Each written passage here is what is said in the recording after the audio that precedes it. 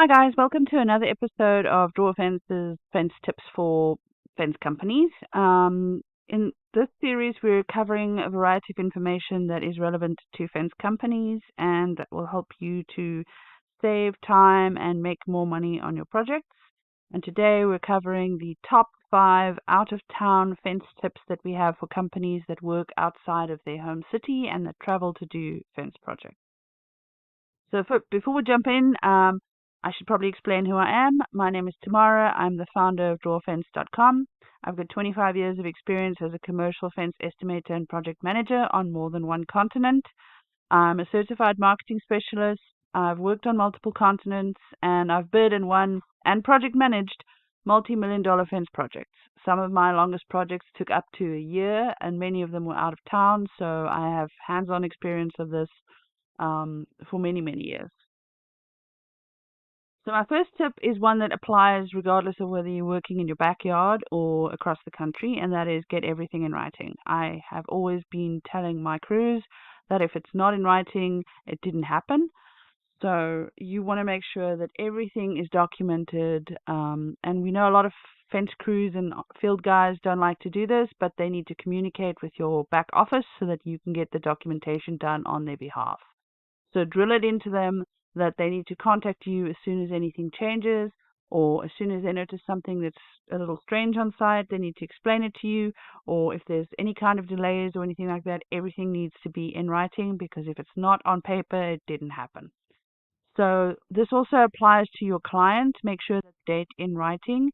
So a lot of clients will tell you that a job site is ready for you to be on site, and you arrive and they're not ready. They haven't cleared the fence lines, or their grading isn't done, or they've still got a foot of grading to do, so you have to use sonotube or something like that to install your posts.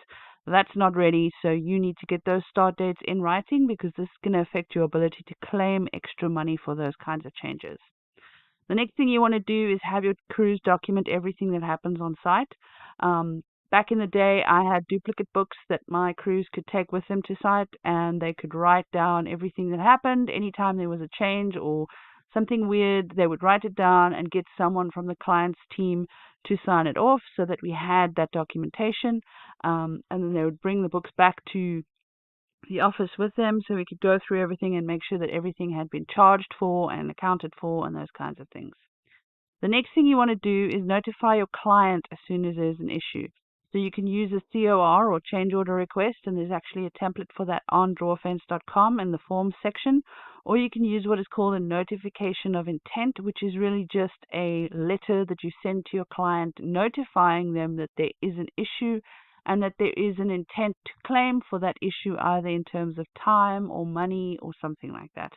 So you would basically send your client a letter stating, we've identified this problem, we don't know yet what it's going to cost or if there's going to be any impact to the project schedule, but we want you to know that it is a problem and that it is being worked through by our team.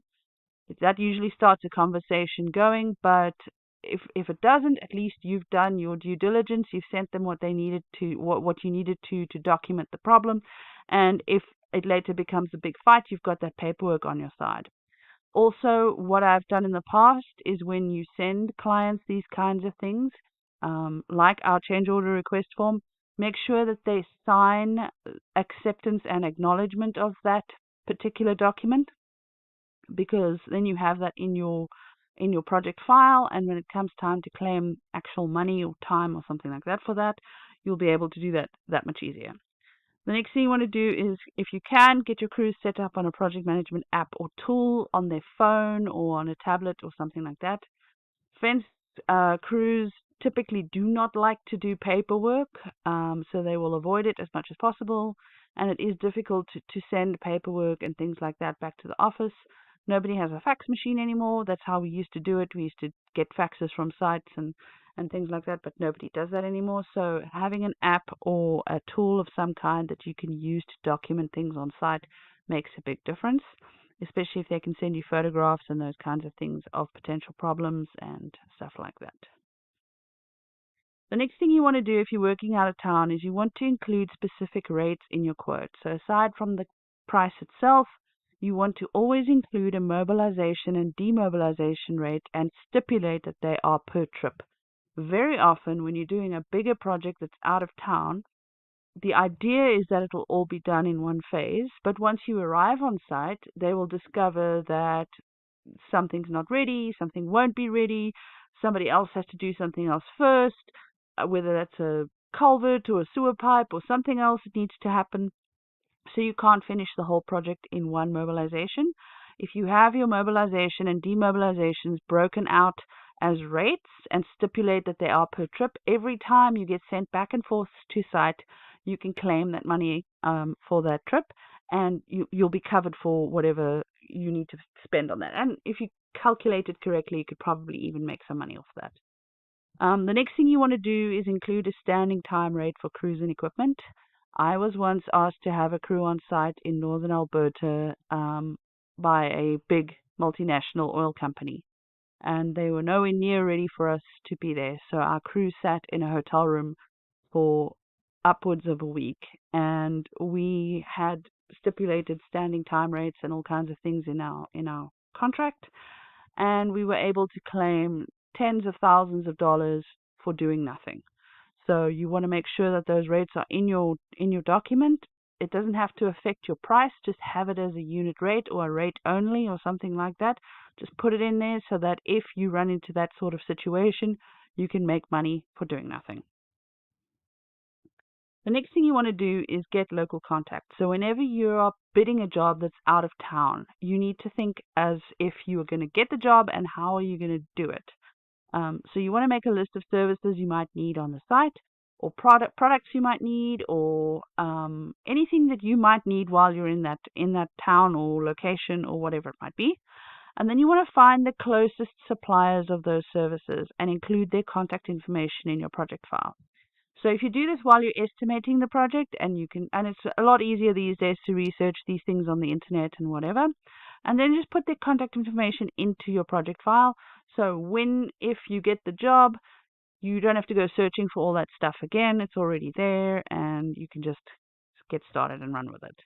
If possible, you can also contact them before you start to introduce yourself and start a relationship. So let's say you're going to be starting a job out of town in a month's time, and you need to get hold of the company that does concrete testing or some other kind of service that you're going to be using, or a surveyor in town, or some other service or product that you're going to need.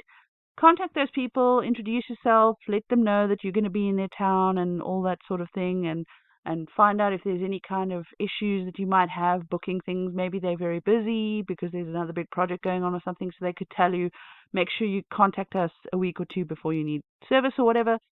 Start that process early on so that you don't have surprises once you're on site, because that's the last thing you want.